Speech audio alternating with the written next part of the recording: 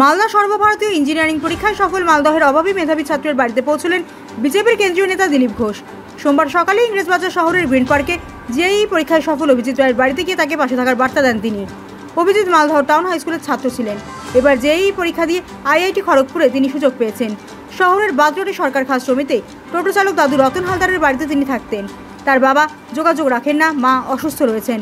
তবুও মনের অদম্য ইচ্ছে শক্তি জোরে সাফল্য পেয়েছেন তিনি। এদিন তার বাড়িতে যান বিজেপি নেতৃত্ব, সঙ্গে ছিলেন দিলীপ ঘোষও। কি বলেছেন তিনি আসুন শুনে নিন।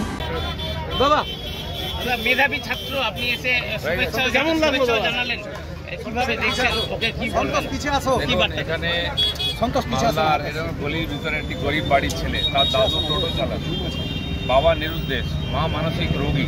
সেই বাড়ি থেকে লড়াই করে একটি বাচ্চা ছেলে বড় হয়েছে, পড়াশোনা করেছে, আইআইটিতে চান্স পেয়েছে খড়গপুরে। আমি শুনে তার সঙ্গে দেখা করতে এসেছিলাম। আমাদের জেলা প্রেসিডেন্ট নিজে তার জন্য কিছু সামগ্রী, ব্যাগ, বইয়ের ব্যবস্থা করেছেন, আর তাকে সেটা দিয়ে গেলাম। আজকে আমরা আশীর্বাদ এবং শুভেচ্ছা জানিয়ে গেলাম।